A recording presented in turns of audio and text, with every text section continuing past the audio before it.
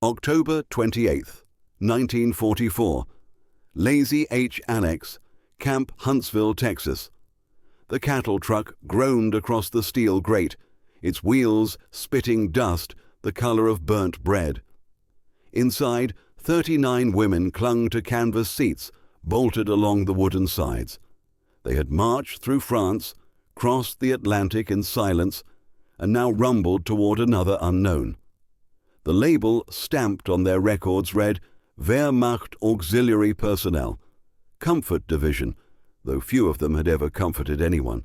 Most had poured coffee, sung songs, read radio bulletins about victories that never happened. Through the canvas slits, they saw slashes of sunlight, mesquite trees, and, impossibly, horses. Somewhere ahead, a gate squealed open, and a voice shouted, "Clear the yard!" The truck halted. Silence pressed in, heavy and absolute. Then someone unlatched the back flap, and daylight burst through like an explosion. Annalisa Köhler blinked hard, her eyes watering. 24, thin as a matchstick, she still wore her radio operator's armband like a wound that hadn't closed. She gripped the strap of her satchel, the only thing she'd saved when her unit surrendered near Metz. Her heart drummed the same rhythm it had during air raids. Wait, breathe, survive. They had been told this moment would be the worst, that the Americans were degenerates who took trophies from their captives. That Texas was a furnace where prisoners vanished. The first figure to appear through the glare didn't look like a monster. He looked like a wall that could move. Sergeant Cole stood 6'4", shoulders squared, the sun flashing across the brass buckle on his belt. Behind him stretched a row of guards, half MPs, half local ranch hands drafted into service. Broad-chested men with the same slow-moving confidence as their horses grazing behind the fence. Cole's voice carried like gravel over wood. "Welcome, ladies. You'll step down one at a time." No rush. The women hesitated. The man's accent was strange, soft at the edges, almost musical. He tipped his hat politely. That single gesture detonated every story they had believed. Frieda Beckmann, 19 and incapable of silence, whispered in German, "They're so huge than we expected." Her hand flew to her mouth too late. The whisper echoed down the line, colliding with nervous giggles. Within seconds, laughter, real, terrified, unstoppable, bubbled up from the truck. Cole looked to his right, puzzled. What did she say? Private Will Ridgway, the youngest guard and a former rancher from Waco, grinned. "No clue, Sarge. But I think it was about your hat that cracked it wider." The women doubled over, laughter spilling into the open air. The guards glanced at one another, unsure whether to be insulted or amused. Then, one by one, they started smiling too. For the first time since their capture, the German women laughed without being punished for it. The line moved.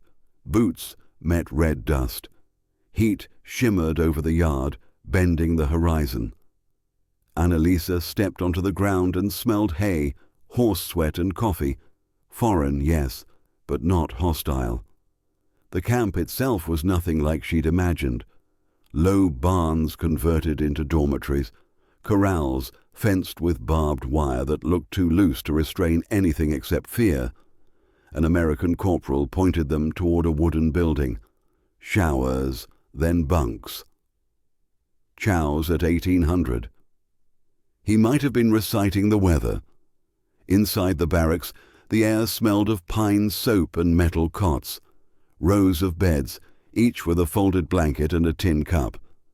Someone had placed wildflowers, just a few yellow blooms, in a jar on the windowsill. It was almost indecent, that touch of gentleness. Frieda dropped her pack onto a bed and muttered, "They even give us flowers. Maybe next they'll tuck us in." The room erupted again. The laughter was nervous, high-pitched, a survival instinct learning to breathe. Annalisa sat slowly, tracing the seam in the blanket. "They aren't what we were told," she said, half to herself. Lisel, a dark-haired typist from Cologne, frowned. "What do you mean?" "They looked at us as if we were people." Liesel's silence was answer enough. Outside, Sergeant Cole made his first report to Captain Warren. 39 women, no trouble so far. They're lighter than feed sacks." He paused, his tone softening. "Scared stiff, though." "Keep it professional," Warren replied, but even she couldn't hide her curiosity. The experiment, housing female POWs at a ranch annex, was new. No one knew if kindness would work better than control. By sundown, the women had changed into issued khaki skirts and buttoned shirts too large for them. A mess detail served stew thick with beans and beef. It was hot, salty, almost luxurious after months of ration bread. Frida sniffed suspiciously before taking a bite. "If this is American prison, I surrender again," she announced, and the table laughed. Will Ridgway, standing guard near the door, pretended not to smile. Later, as the lanterns were dimmed, voices whispered through the dorm like the rustle of paper. "Did you see the tall one with the scar? Those boots must weigh more than I do. I think he said, 'Ma'am.' Did he call me ma'am?" Laughter rose and fell, softer now, gentler. Beneath it, exhaustion settled over them like a blanket. Annalisa lay staring at the rafters. Through the thin walls came the creak of saddles and the low murmur of men talking around a fire. Their words blurred, but the rhythm sounded peaceful, almost kind. She remembered the faces of propaganda posters, snarling caricatures, and compared them to the men outside who said, "Please," and "Thank you." Her world tilted. If they had lied about something so visible, height, posture, tone, what else had been false? She rolled onto her side, eyes stinging from dust, and a question she couldn't shake. What if the enemy wasn't what we were fighting at all? Outside, under the brittle Texas stars, Sergeant Cole removed his hat and rubbed the back of his neck. "Never thought I'd guard women in wartime," he muttered. Will shrugged. "They look more scared than mean." Cole exhaled, the night air cooling his breath. "Let's keep it that way." Somewhere in the dark barracks, Frida whispered another joke, and the women snickered quietly, the sound threading through the wooden walls like the faint strum of a guitar. Laughter again, smaller this time, but real. The war had followed them across an ocean, yet here, in this forgotten annex surrounded by horses and men who said, "Ma'am," the first battle was already being lost. Not a battle of nations, one of beliefs. By dawn, the bugle would sound, and the camp would come alive. Roll call, coffee, English words they couldn't yet understand. But for now, the air smelled of hay and smoke, and the women slept with something dangerously close to hope. October the 29th, November 5th, 1944. Lazy H Annex, Camp Huntsville morning, came with a bugle note that seemed too cheerful for a prison. The women shuffled from the barracks, half-dressed, blinking into the Texas dawn. A rooster crowed somewhere beyond the wire. Horses stamped in the corral, their breath ghosting in the cool air. The smell of coffee, real coffee, drifted through camp, and for a moment the world felt almost civil. Annalisa Köhler kept her eyes lowered during roll call, repeating the English words she had learned overnight. "Yes, ma'am, thank you, good morning." She didn't understand them fully, but liked the rhythm. Soft, rounded, nothing like the barked orders she was used to. Sergeant Cole called names while a few cowboys leaned on the fence rails, amused by how the Germans stood stiff as fence posts. Private Will Ridgway tipped his hat as each name was ticked off, the motion automatic, polite. It made some of the women giggle again. They couldn't help it. His hat seemed part of him, like a halo made of felt. After inspection, they were marched to the mess hall, a long wooden shack with benches, tin trays, and a line of steam rising from vats of eggs and biscuits. The guards served them generous portions, not the rations of defeated enemies, but of farmhands. When Frida bit into her first biscuit, her eyes widened. "It tastes like cake that forgot to be sweet," she whispered in German. "It tastes like mercy," Liesel answered. Across the room, Will tried to hide a smile. He didn't know the words, but laughter was a universal translation. By mid-morning, the women were assigned chores: laundry, mending tack, cleaning stables. Under the shade of a half-finished barn, Will worked beside them, checking bridles and humming low. Every few minutes Frida sneaked glances at him, muttering commentary that made the others snort. "He wrestles cows for fun," she whispered. "Look at those hands, each finger like a bratwurst." "Frida!" Annalisa hissed, but she was smiling. The tension that had ruled their bodies since capture began to soften around the edges. At noon, Cole ordered a short break. The sun blazed white overhead. From the chuck wagon, a cook named Miller ladled out coffee and beans into tin cups.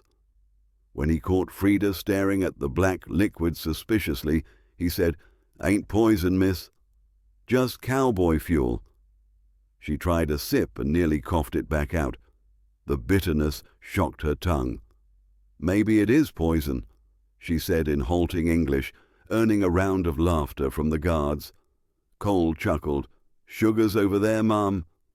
The word "ma'am" landed softly, like a compliment she wasn't supposed to receive. That afternoon, Will decided to teach them a bit of American culture. He held up a coiled rope. "Anybody ever roped before?" The women exchanged blank looks. Frida raised a tentative hand. "Maybe. Shoes?" "Not shoes, sweetheart. Steers," Will said, grinning. "Watch." He looped the rope, spun it once, twice, and sent it sailing. It landed perfectly around a fence post. The women gasped and applauded as if he had performed sorcery. "Who's next?" Frida stepped forward before Annalisa could stop her. Will placed the rope in her hands and guided her grip, his palms calloused but gentle. "Wrist loose," he said. "Let the rope do the work." Frida tried. The loop jerked, caught her ankle, and she toppled backward into the dust. For a heartbeat everyone froze, and then laughter erupted. Even Cole laughed, deep and rumbling. Will helped her up, brushing dust from her sleeve. "See? You caught yourself," he teased. Frida bowed dramatically. "Best prisoner?" The women clapped. Laughter rolled across the yard, bright and reckless. It startled a horse, which snorted and danced sideways, making them laugh even harder. That night, the guards gathered near the fire while the prisoners settled in. Will leaned toward Cole. "They laugh a lot, don't they?" "Be glad they do," the sergeant said. "Means they're not thinking about home." Inside the barracks, Annalisa wrote in her small notebook under the dim lamp. Her German cursive curled like vines. "Today the giant with the rope taught us to throw circles at the sky. When the circle failed, we laughed. The laugh was not about them. It was about us, still being alive enough to laugh." Frida, lying on the bunk above her, whispered down, "What are you writing?" "Radio habits," Annalisa replied. "I record truth now, not orders." "Then write this," Frida said, grinning into the darkness. "Write that I have never seen men so large and yet so gentle. Like oxen who read poetry." Annalisa stifled a laugh. "I will write it exactly. Days passed like that. Sun, dust, chores, and awkward exchanges that turned into routine. Some of the women began picking up English. "Good, thank you. Coffee, please." The guards learned fragments of German in return. One afternoon, a medic named Harris pointed to his chest and said, "Heart," then to Frida's, "Herz." She nodded. "Same thing," she said, tapping both of them. He smiled. Each small discovery unthreaded another lie. The camp no longer felt like a cage. It felt like an uneasy truce with possibility. At dusk, when the sun bled orange over the plains, the women often stood by the fence watching silhouettes of cowboys riding patrol. The sight fascinated them. Freedom moving on horseback, framed by distance and dust. Annalisa thought of the wireless reports she had once transmitted, words about heroism, sacrifice, destiny. Here she saw none of that. Just men, tired from work, joking softly, waiting for supper. Humanity stripped of slogans. One evening, as the temperature dropped, Cole brought blankets to the women's quarters. "Keep you warm tonight," he said. Frida saluted him with exaggerated seriousness. "Jawohl, cowboy." The barracks burst into laughter again. Cole shook his head. "Don't know what that means, but it sounds like trouble." "Means good man," Annalisa lied, and he smiled, satisfied. When the door closed, Frida leaned close to Annalisa. "You lied to an officer." "I did," Annalisa said softly. It felt good. Outside, the wind carried the scent of hay and smoke. Inside, warmth spread through the bunks as the women whispered stories, not of Germany, but of what they saw here. Horses with silver manes, men who said "ma'am," laughter under barbed wire. Later that night, unable to sleep, Annalisa stepped outside. The sky stretched forever, more stars than she had ever imagined. She remembered Will's words during the roping lesson. Let the rope do the work. Maybe that was what living here meant, loosening the grip, letting the circle fly. Behind her, Frida's voice called from the doorway, teasing but soft. "Don't try to rope the moon, Annalisa. It's even bigger than they are." Annalisa laughed quietly. "I believe it." And somewhere in the dark, a cowboy's whistle carried across the yard, a tune both foreign and familiar, drifting through the barbed wire as if the night itself had decided to hum along. January 1945 arrived with a rare frost that silvered the mesquite trees and turned the air brittle enough to sting the lungs. The women of the Lazy H Annex had stopped flinching at footsteps, stopped whispering when guards passed, and begun to laugh openly again. Every morning, the same sight repeated itself, the women hauling buckets to the stables, while the Americans leaned on the fences, pretending not to be amused at how fiercely the Germans attacked every task. They had learned to mend tack, to scrub leather until it shone, and to hum English songs phonetically. By now, the laughter between both sides was no longer nervous. It was companionable. Frida had earned the nickname Sarge after organizing her fellow prisoners with such precision that Sergeant Cole jokingly asked if she wanted his job. Will Ridgway brought extra sugar packets from the main camp for the women's coffee and taught them to say, "Thank you kindly." When Frida tried it the first time, her accent turned kindly into candle, and the entire yard lit up with laughter. The change was subtle but visible. The fences remained, the rifles remained, but something invisible had softened. The guards looked them in the eyes now. The women looked back. Fear had given way to something that resembled curiosity, even friendship. Thanksgiving had come and gone in a burst of bewildering abundance. The women were invited to eat with the Americans under the open sky beside the chuck wagon. Platters of turkey, mashed potatoes, and cornbread filled the tables. For women who had lived on turnips and watery broth, the sight of so much food was almost an insult to memory. Frida had stared at her overflowing plate and murmured, "If this is prison, what do they feed their saints?" Will laughed so hard he nearly dropped his own plate. That meal broke the last of the tension. They weren't prisoners and guards that day. They were people trying to make sense of generosity. The weeks that followed were calmer.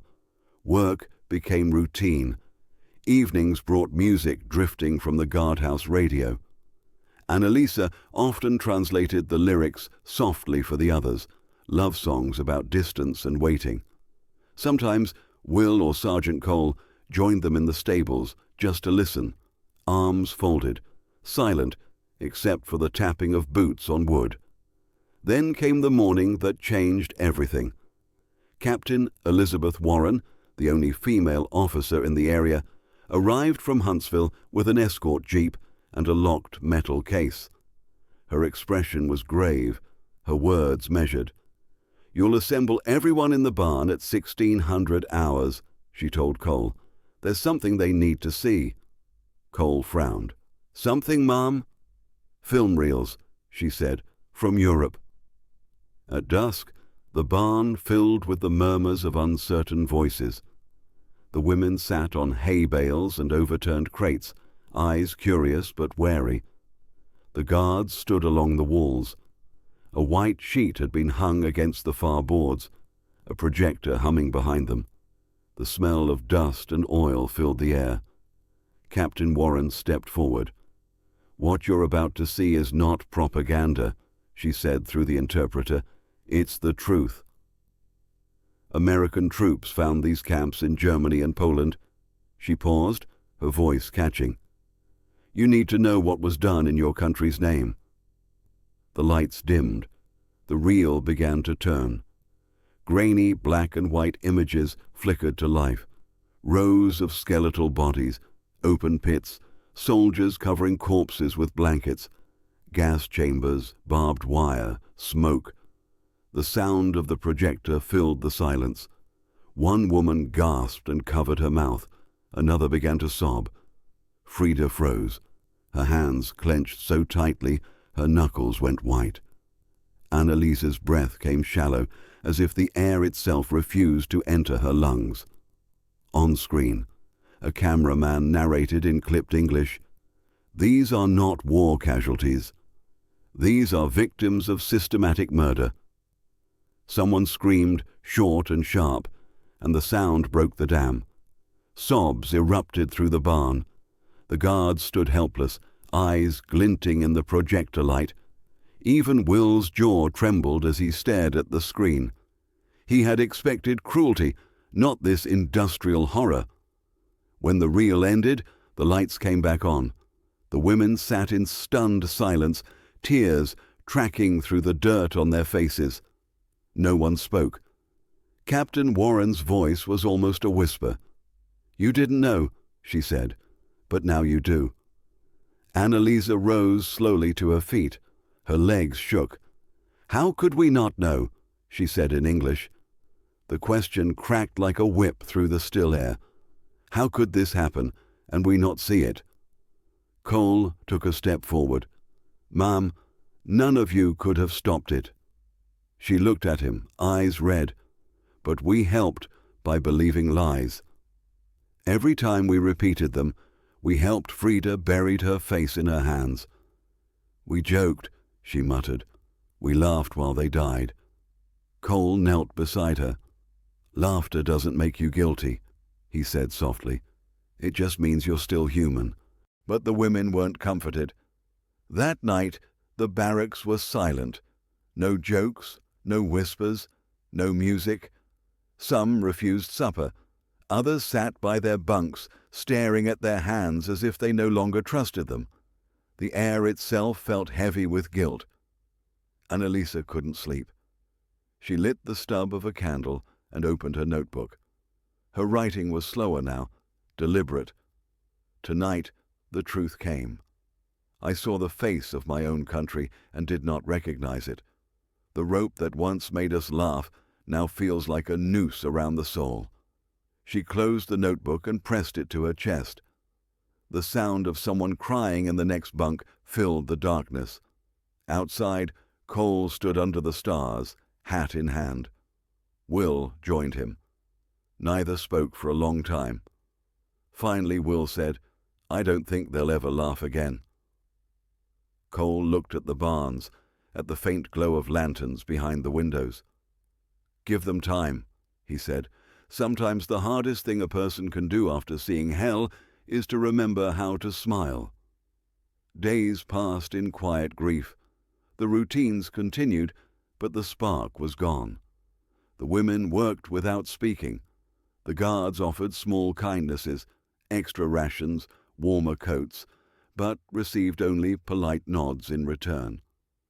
One evening, Frida found Annalisa sitting alone by the fence, staring toward the horizon where the sun was bleeding into gold. "I think the Americans are ashamed too," Frida said softly. "Of what?" "Of having to show us." Annalisa nodded. "They wanted to win. Not to be right about monsters." The silence between them stretched until the stars began to appear. Somewhere beyond the fence, a coyote called. Frida whispered, maybe laughter wasn't wrong. Maybe it was just... Early, Annalisa didn't answer, but for the first time in days, her lips curved slightly, not in joy, but in recognition. The world was bigger than lies, bigger than guilt. She wasn't ready to laugh again, but she was ready to try to understand. Inside the barn, the projector sat quiet and dark, its film reel coiled like a sleeping snake. It had shown them horror beyond imagination. Yet, in its silence afterward, another truth waited to be born, the knowledge that even after witnessing evil, people could still choose compassion over despair. And that choice, Annalisa thought, might be the only way to be free. The first weeks after the newsreel felt endless. The women moved through their duties like ghosts, silent and methodical. Even Frida stopped joking. The barn that once rang with laughter now echoed with nothing but the creak of wooden rafters and the shuffle of boots on dust. The guards noticed the change and didn't know how to fix it. Sergeant Cole tried extra rations. Will played soft tunes on his harmonica during the evening patrols, but the sound only reminded everyone of a joy that felt too far away. It was Annalisa who finally broke the silence. One afternoon, she stood before the other women as they folded linens in the laundry shed. Her face was pale, but her voice steady. "We can't live like this," she said in German. "We saw terrible things, but if we let it destroy us, then we become part of it. We must remember how to live." Frida looked up, eyes ringed with exhaustion. "Live how?" "By laughing again," Annalisa said simply. The words sounded absurd at first, but something in her tone, a quiet determination, made the others stop folding. Annalisa took a breath. "We make a show. Music, sketches, anything we can. We perform it for ourselves and for them, to remind everyone that we are still alive." The idea spread through the camp like a spark in dry grass. The guards were skeptical. Cole frowned when she approached him for permission. "A show?" "Yes, Sergeant," she said in careful English. "A small one. Songs. Maybe comedy." He rubbed the back of his neck. "After what you saw, you want to make people laugh?" Annalisa met his eyes. Not laugh at the war. Laugh at being human again. Cole said he'd have to speak with Captain Warren. When the captain arrived that evening, she listened quietly as Annalisa explained. Warren's face softened. "If it helps them heal," she said at last, "we'll allow it. But keep it respectful. And safe." The barn became a theater overnight. The women swept out the dust, draped sheets for curtains, and scavenged scraps of cloth for costumes. Will built a makeshift stage out of planks from a dismantled corral. Someone found old tin cans to use as footlights, filling them with candles. The guards offered instruments, an old guitar, a harmonica, a dented bugle, and even joined rehearsals as stagehands. For the first time since January, the air hummed again with purpose. Frida wrote a comedy sketch about proper hat etiquette between German girls and giant Americans. She practiced her lines in front of the mirror, balancing a cowboy hat far too large for her head while mimicking Will's slow drawl, "Ma'am, I reckon this here hat's got its own zip code." Every rehearsal ended with the same burst of laughter that felt like medicine. Liesel, quiet and graceful, agreed to sing. Her voice, once confined to barracks hymns, filled the barn with melodies that made even the horses in the stalls pause to listen. Annalisa prepared a reading, a speech she wrote about the rope lessons, about learning that circles could connect rather than capture. By early February, the guards were as invested as the prisoners. Cole coordinated lighting.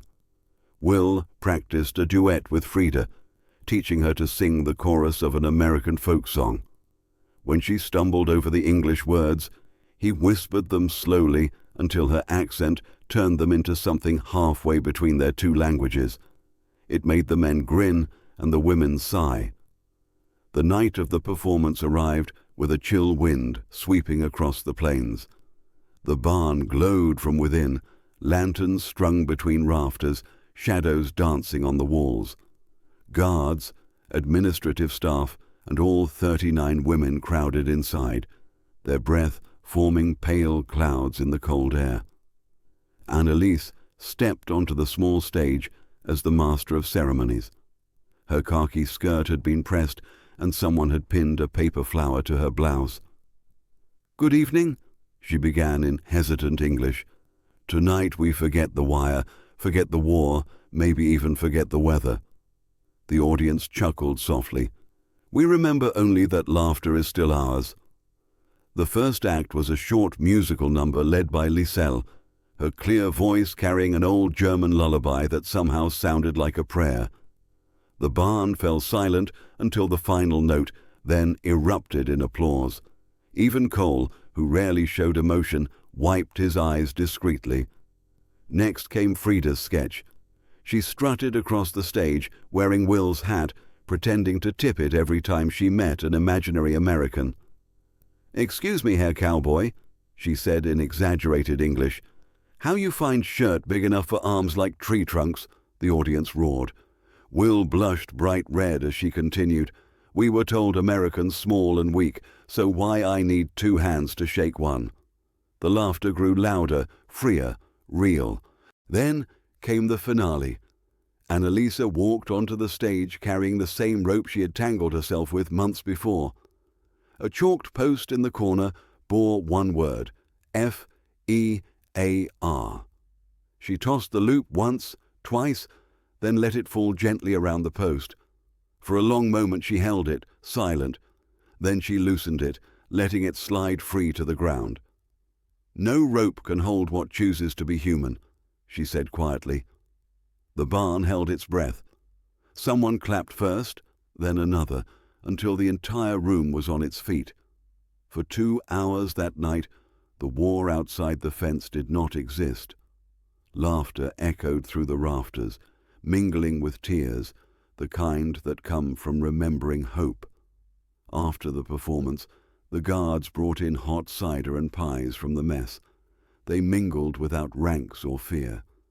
Will found Frida near the door and handed her his hat. "You earned it," he said. She placed it on her head and grinned. "Too big," she said, "like everything here." Cole approached Annalisa. "You did good, Miss Köhler," he said. "Real good." She smiled faintly. "We needed to remember we're still alive." That night, long after the lights went out, the camp seemed different. The fences were still there, the war still raging across an ocean, but something invisible had shifted.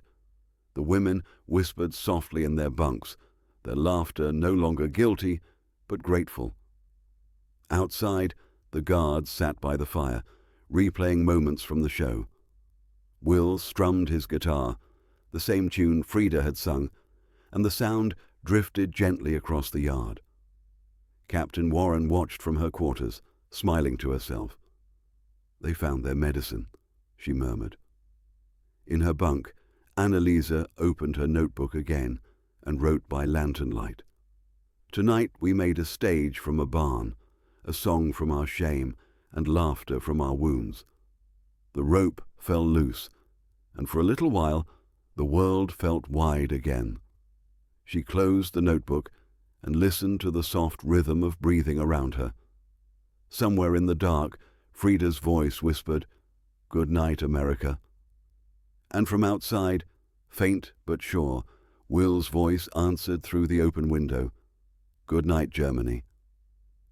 For the first time since any of them could remember, both sides slept without nightmares.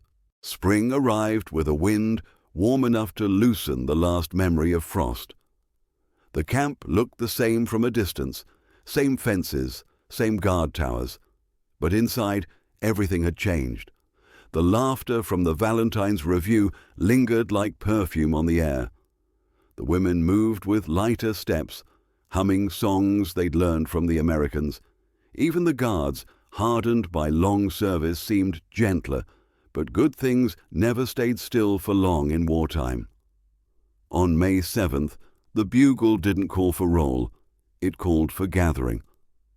Captain Warren stood before the assembled prisoners in the yard, a folded paper in her hands. "Ladies," she began, her voice formal but kind, "Germany has surrendered. The war in Europe is over." For a heartbeat there was silence. Then a rustle of relief, disbelief and fear swept through the line. Annalisa closed her eyes. Frida clutched Will's hat to her chest. They had dreamt of peace for months, yet hearing it spoken aloud felt unreal. Captain Warren continued, "Within weeks you will be repatriated to Germany. You will receive food, clothing, and transport to your home region's home." The word landed like a stone. For many of them, there was no home to return to. Cities were ash, families scattered, lives unrecognizable. The idea of going back felt like another kind of imprisonment. That night, the barracks filled with quiet sobs and muffled prayers. Frida sat on her bunk, staring at the hat in her lap. "I don't want to go," she whispered. "There's nothing left there for me." Annalisa nodded slowly. "Maybe home isn't a place anymore," she said. "Maybe it's the people who let you start again." The next morning, 9 women, including Annalisa, Frida, and Liesel, approached Captain Warren with a petition written in careful English. They requested to remain in the United States as refugees, willing to work and rebuild. Cole and Will signed as witnesses. The captain promised to forward it to Washington, but warned that the decision might take weeks, and the odds were slim. The waiting was agony. The other women prepared for departure, folding their few belongings and writing farewell letters. The Annex, once filled with music and warmth, grew heavy with uncertainty. On June 20th, the trucks arrived for repatriation. 30 women climbed aboard, tearful but resigned. Frida hugged each of them fiercely, her usual humor gone. "If you ever see a cowboy in Germany," she whispered, "tell him I miss his hat." As the convoy rolled away, the remaining 9 stood in the empty yard, watching the dust trail fade into the horizon. Silence stretched until even the wind seemed to hold its breath. 3 days later, a telegram arrived. Cole took it straight to Captain Warren's quarters. She read it once, then twice, before breaking into a rare smile. "They're approved," she said. "All 9 of them. Refugee status granted." When the news spread through the camp, the reaction was unlike anything Cole had ever seen. The women wept, laughed, shouted, and hugged one another with the abandon of children. Frida dropped to her knees, clutching the telegram, and kissed the dusty ground. "I stay," she said, laughing through tears. "America is big enough for me after all." Will found her later by the corral, wiping her face with his sleeve. "Guess you're stuck with us now," he said softly. She smiled up at him. "Worse places to be stuck." Annalisa approached Cole with gratitude shining through her exhaustion. "Sergeant," she said, "you taught us something our country forgot." He raised an eyebrow. "What's that?" "That strength doesn't come from fear," she said. "It comes from kindness." The days that followed were filled with goodbyes. The 9 women were transferred to sponsor families in nearby towns, each beginning a new chapter. Frida stayed near Waco, where Will's family took her in like one of their own. They married 2 years later under a live oak tree, her vows broken but earnest, his accent still slow and full of warmth. Liselle became a nurse at a veterans hospital. Annalisa joined a local radio station as a translator, her voice bridging languages once divided by war. 25 years passed. The Lazy H Annex faded into local legend, its fences dismantled, the barns repurposed into storage sheds. But in October 1970, a letter began circulating among the former prisoners, an invitation from Annalisa for a reunion at the old ranch. When the day came, cars lined the dusty road. Women in their 40s and 50s stepped out carrying photographs and memories. Sergeant Cole arrived with his grown son. Captain Warren came in a crisp civilian suit. Will arrived in a pickup truck, his hair streaked with silver, Frida beside him, her laugh still as loud as it had ever been. When the news spread through the camp, the reaction was unlike anything Cole had ever seen. The women wept, laughed, shouted, and hugged one another with the abandon of children. Frida dropped to her knees, clutching the telegram, and kissed the dusty ground. "I stay," she said, laughing through tears. "America's big enough for me after all." Will found her later by the corral, wiping her face with his sleeve. "Guess you're stuck with us now," he said softly. She smiled up at him. "Worse places to be stuck." Annalisa approached Cole with gratitude shining through her exhaustion. "Sergeant," she said, "you taught us something our country forgot." He raised an eyebrow. "What's that?" "That strength doesn't come from fear," she said. "It comes from kindness." The days that followed were filled with goodbyes. The 9 women were transferred to sponsor families in nearby towns, each beginning a new chapter. Frida stayed near Waco, where Will's family took her in like one of their own. They married 2 years later under a live oak tree, her vows broken but earnest, his accent still slow and full of warmth. Liselle became a nurse at a veterans hospital. Annalisa joined a local radio station as a translator, her voice bridging languages once divided by war. 25 years passed. The Lazy H Annex faded into local legend, its fences dismantled, the barns repurposed into storage sheds. But in October 1970, a letter began circulating among the former prisoners, an invitation from Annalisa for a reunion at the old ranch. When the day came, cars lined the dusty road. Women in their 40s and 50s stepped out carrying photographs and memories. Sergeant Cole arrived with his grown son. Captain Warren came in a crisp civilian suit. Will arrived in a pickup truck, his hair streaked with silver, Frida beside him, her laugh still as loud as it had ever been. Inside the converted barn, now a community hall, tables were set with coffee and pie. Photographs of the war years hung on the walls, black and white faces, frozen in time. Someone found the old rope and placed it coiled on a table as a symbol. When everyone had gathered, Frida stood and raised her glass. "We came here as prisoners," she said, her German accent softened by years in Texas. "But we left as people who had seen the best and worst of what humans can be. These men," she nodded toward the Americans, "were giants, yes, but not because of their size." The room broke into applause. Will leaned close and whispered, "You still think we're huge?" She grinned, tugging at his sleeve. Only your heart, cowboy." That never stopped growing, Annalise added quietly. We were taught that victory was conquering others. But the real victory was learning to understand them. Laughter, gentle and familiar, filled the barn. Some cried, most smiled. The years had taken their youth, but not their connection.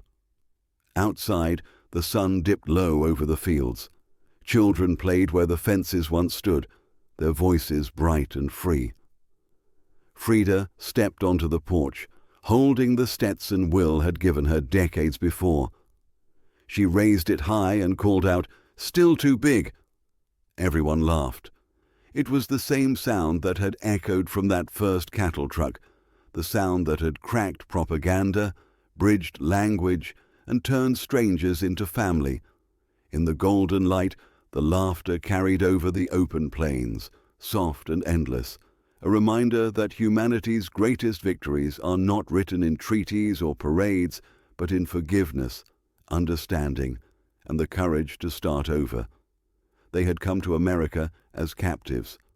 They stayed as proof that even the smallest joke can change the course of a life, and that kindness, once given, never stops echoing. If you are moved by their story, share this with someone who believes compassion can outlast war. Tell us where you're reading from in the comments, and remember, even in the darkest times, laughter is still an act of courage.